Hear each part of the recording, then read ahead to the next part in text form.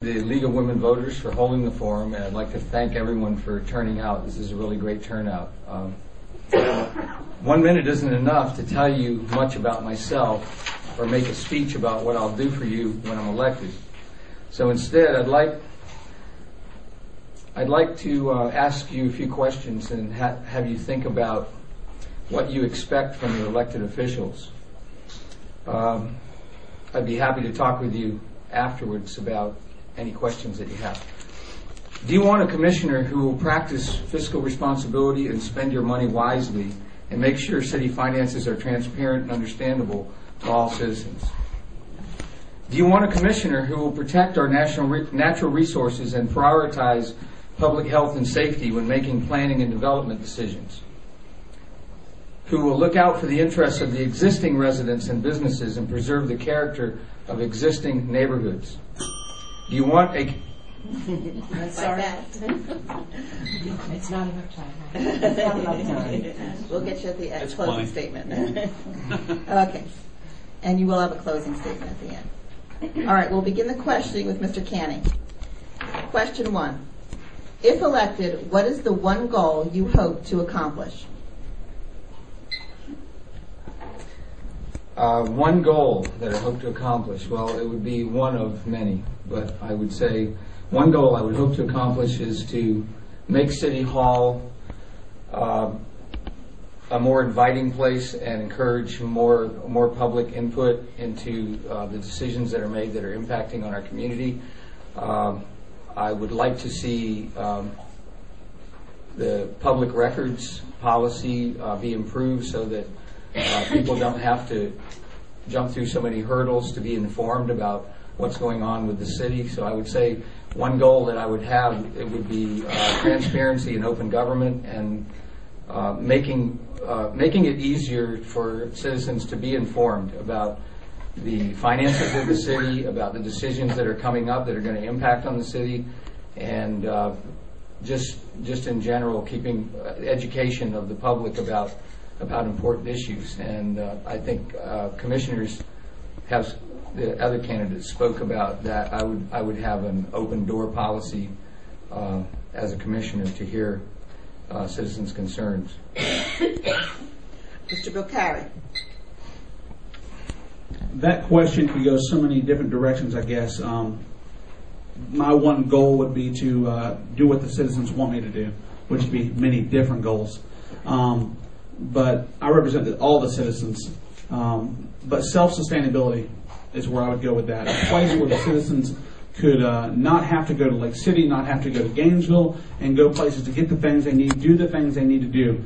So many times we talk about kids moving away, and I'm a young man, but friends of mine that are now living in Atlanta, Jacksonville, Orlando, to get jobs and to do things. Self-sustainability means more than just Walmart coming to Alachua or a retail center. Self-sustainability to me means having a place where you can not only live, but you can work and you can watch your kids, your grandkids, and all grow up in a simple community and not live 300 or 400 miles away. So my goal as a commissioner in the 1 year term that I'm bidding for would be to try to move in that direction. Thank you. The second question, and we do have 2 minutes for these questions for you to answer, and we will begin this one with Mr. Bukhari. With the city of Alachua's large area, is the present city government structure adequate to properly manage it? I think one thing that you learn, and as I learned as a member of the P&Z board, you don't truly understand all the details of a job from the outside looking in until you actually get inside and see what needs to be done. So to answer that question fairly, I would say I need to get to the inside and see what needs to be done. Alachua does have a lot of land. Alachua has room for improvement, but I think Alachua as a whole is moving in the right direction. And as your city commissioner, I'm going to make sure that we have what we need to make sure we are successful with our future growth in this community.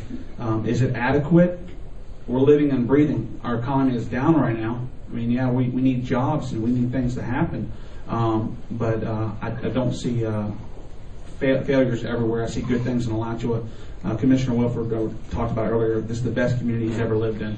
That says a lot for a gentleman who's 65 years of age. So Alachua will always have room for improvement, but that's why it's called the Good Life Community.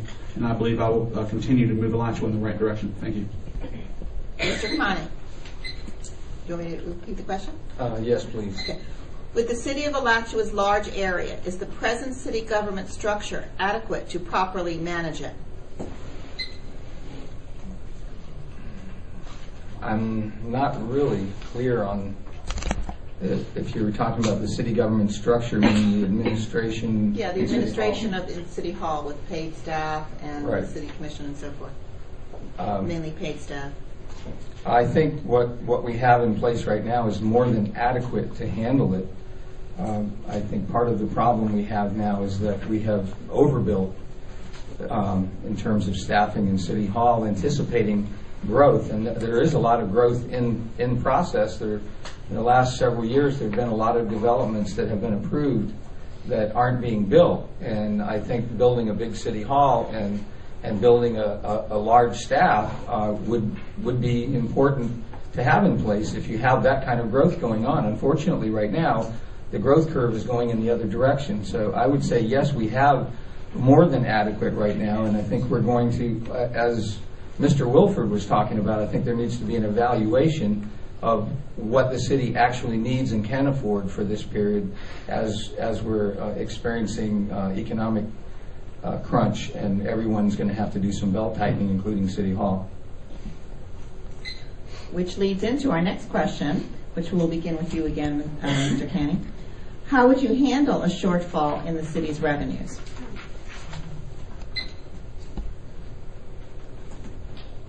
Well, I think the new commission, whoever they might be, the new commissioners are probably going to have to wrestle with this question.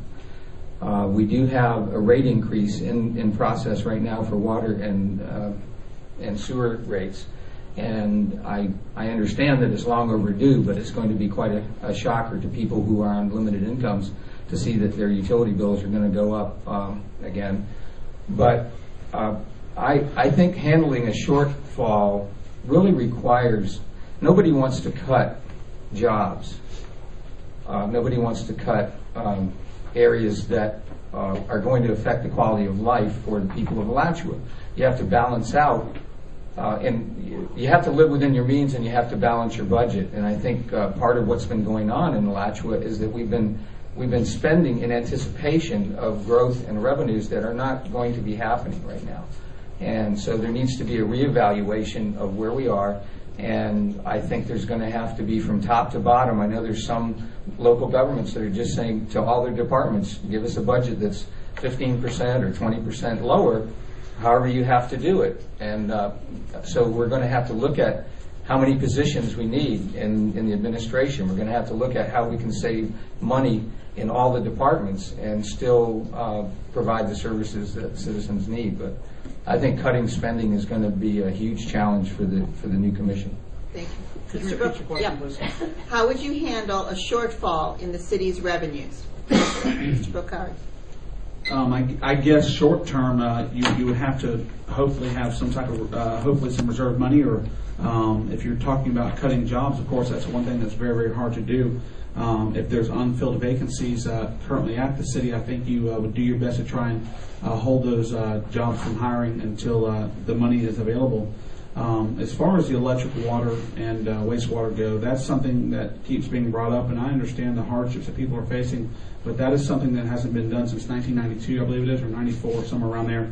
And those three different entities are their own business, if you will. And the water and wastewater, to bring those rates up, I am of the opinion that when I get into the commission, I want to work on bringing the electric down just that amount that has been subsidizing for so long, because I understand our current economy, and it's not fair to our citizens to say, hey, tighten your wallets up, and we're going to loosen ours. I don't think Alachua is doing that. I think City Manager Tracy Kane is doing a great job, and I think our commission is doing a good job currently with handling those situations.